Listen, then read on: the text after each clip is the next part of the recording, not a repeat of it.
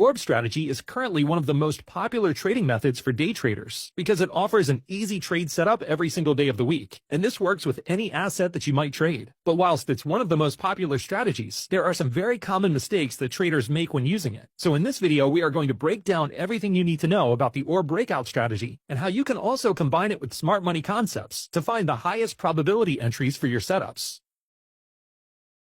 So let's waste no time and start with step number 1, which covers what the orb trading strategy actually is and how we locate it on a chart.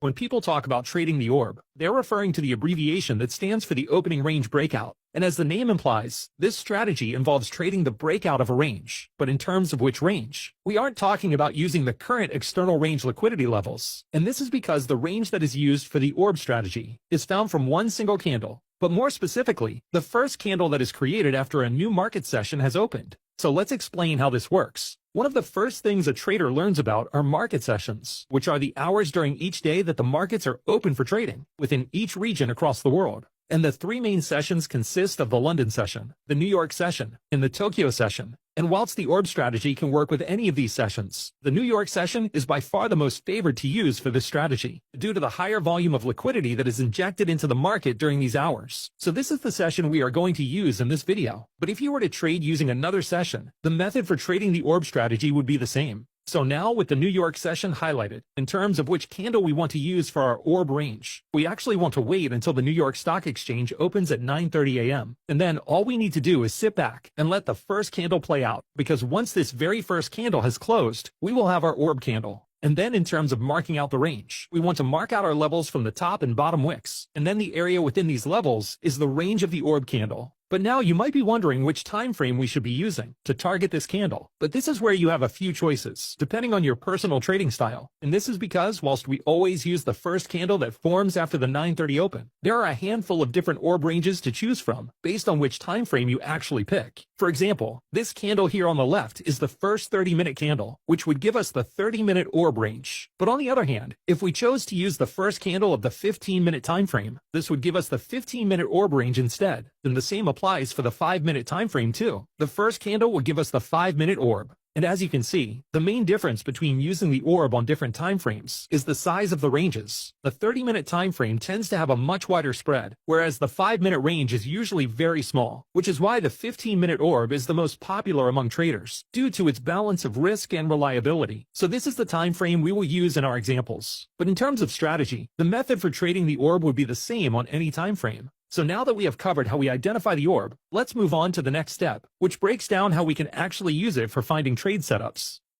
So as we mentioned before, the first part for identifying the orb range involves waiting for the 9:30 US stock market to open, and then we wait for the close of the first candle. And in this example, we are wanting to use the 15-minute orb range, which means this candle is the first 15-minute candle that formed after the 9:30 open. And once we have correctly identified this candle, all we do from here is draw out a level from the end of the top wick, which gives us what we call the orb range high, and then another level from the bottom wick, which gives us our orb range low. And this is all that we need to do for finding our orb range. So now we can move down into the 1-minute time frame to get a better look at the market structure. And when we mention using the 1-minute time frame, it should go without saying that trading the orb range is considered a scalping method, which involves fast-paced trades that aren't lasting for too long of a period. But the benefit is that the orb can offer great trading opportunities at the same time of the day, every day of the week. So now in terms of how the orb range works, we treat the orb range high and the orb range low as support and resistance levels. And the idea behind this is that by analyzing how the market interacts with these levels, it can offer us signals for determining which direction the market intends to move next. But there are actually a variety of different strategies and setups that can be used from just these two levels. So let's start with the first strategy, which involves trading a breakout of the orb range. And as the name would imply, this strategy involves waiting for the price action to break through either the orb range high or the orb range low. But the important detail here is that we are wanting to see the candle actually close over the level, because if the candle just wicks above it, this isn't considered a breakout. So in the instance that we have a candle that is closed over the level, and we can confirm a breakout has occurred, this is where there are now 3 different options for how you could potentially look for a trade entry. The first option involves taking an entry as soon as this candle has closed, because this suggests that the market is looking to move further in that direction. And whilst this will make sure that you don't miss any breakout trades, the problem is that it's extremely common for false breakouts to occur, which is when the price simply just pulls back into the range. And if you're using a sensible stop loss, this would just close your trade early, which obviously isn't ideal. So this leads us onto the next entry option, which involves waiting for the market to push back down to the orb range for a retest, to see whether the resistance level will now be respected as support. And if it seems as though the market is respecting the level, this offers another opportunity to enter into a long trade. And then as for the third option, you could wait for the retest to play out, followed by waiting to see if the next move manages to push up and break past the previous high that was created during the first breakout move. And the idea behind this is that it would confirm that the breakout of the orb range is legitimate and a further move up can be expected. But then the issue with this is that your trade entry is now much further away from the orb range, which isn't ideal for risk management.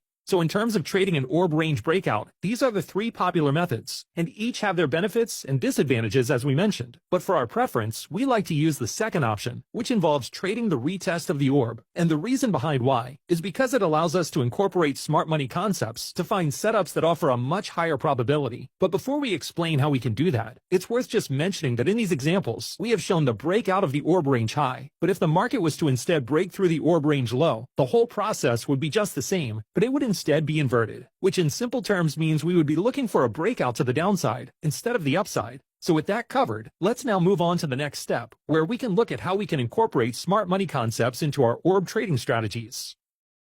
So as usual, we are again going to use the 15-minute orb, which is the first 15-minute candle that formed after the 9:30 open. But this time, we are going to instead move down only one time frame, to the 5-minute chart, and then we are going to move forward in time till a breakout occurs, which it didn't take long to do. But now if we are wishing to incorporate smart money concepts into our orb trading strategy, we are of course going to want to look for PD arrays that are able to strengthen the potential of our breakout setup. And this chart gives us a great example, because during this impulsive move that broke up and through the orb range high, we can see that a bullish fair value gap was created. And what this means is that we now have a bullish PD array that is overlapping with our orb breakout, which justifies our bias for looking for a long trade. And going back to what we mentioned earlier, out of the three options we can choose between for trading a breakout, if we were to use the FVG as a target for our entry, it would involve using the second option, which would be to wait for a retest of the orb level. So to show what this looks like, the market pushes down and into the FEG, it then briefly touched the orb level, before then rejecting back into the upward direction. Which means in this case, the FEG was respected, whilst also creating a retest of the orb range. But the markets are not likely to always make moves as clean as this one. And this is because when it comes to fair value gaps, we know that there are times when an FEG might barely be touched before the price reverses, whereas other times, the whole fair value gap might be attacked, which would mean that the market would actually be overextending past the orb range level. But the point is, all three of these examples are valid rejections, and the strength of having two different arrays overlapping each other is what makes these setups higher probability. However, if the market was to push past the orb range level to then close below the fair value gap, this is when the setup would become invalidated, which is why it's always important to keep a tight stop loss for a trade like this. So as for this 5-minute setup we were looking at before, we can move down into the 1-minute time frame to take a look at its market structure. And the thing worth mentioning here is that if we look closely, there was actually a 1-minute fair value gap that formed during the breakout of the orb range. But the issue with this is that a 1-minute PD array is just too small of a time frame to trust. Some people do use them, but to find higher probability trades, you should try to filter for higher time frame setups, with the minimum being the 5 or 15-minute time frames for PD arrays. But trading breakouts isn't the only type of strategy that the orb can offer us, which moves us on to the next step, which involves understanding how to use false breakouts to your advantage.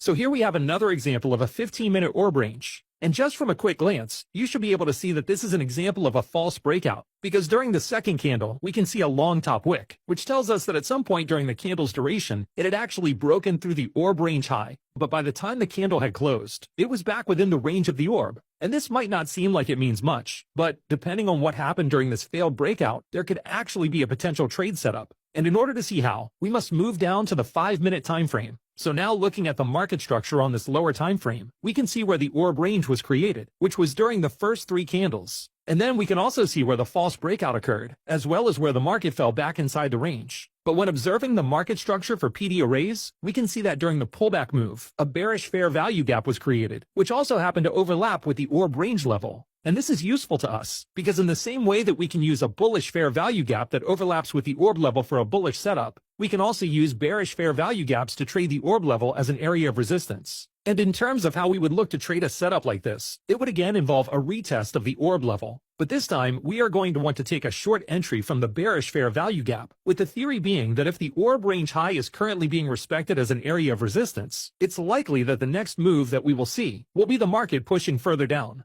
which essentially means that whether the market creates a breakout or a false breakout, in both cases there are opportunities for trade setups to occur. And another interesting observation for this type of false breakout setup is that if we move back to the 15-minute time frame, you might have noticed that this market structure has created a CRT setup, which is another trading method that you can use to identify the rejection of a breakout, which we have already covered in another video. So with that said, we now need to move on to the next step, which involves understanding what external levels and market structures you must be aware of when trading the orb, which is where most traders make mistakes when using this strategy.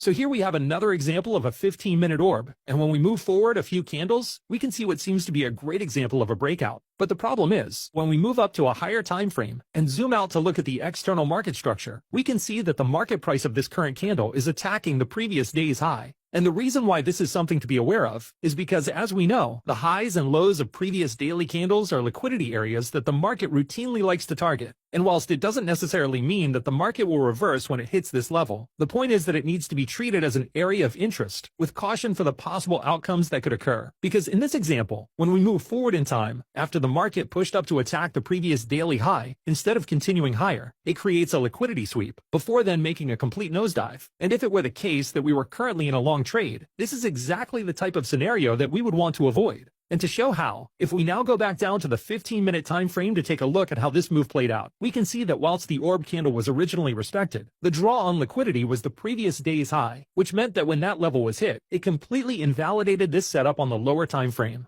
And this isn't the only type of PD array you need to be aware of on the chart. There's a whole list of higher time frame PD arrays that can affect your orb trading setups. Some will benefit your setups, whilst others will invalidate them. And we have already made videos that cover each of these on the channel. But the important thing to understand here is that when it comes to trading the orb, it should only be treated as a tool for observing the immediate directional market bias after a new market session is opened, which means you still need to incorporate the rest of your SMC analysis into your trade setups. But with that said, it is still a very strong strategy to use when used correctly. We are currently building a trading view indicator for the orb strategies in this video, as well as all of the other smart money concept strategies that we have already covered on the channel. So if you want to try it out, there will be links for everything in the description. And if you found this video helpful, please leave a like, and then comment what trading concept you'd like to see us cover next.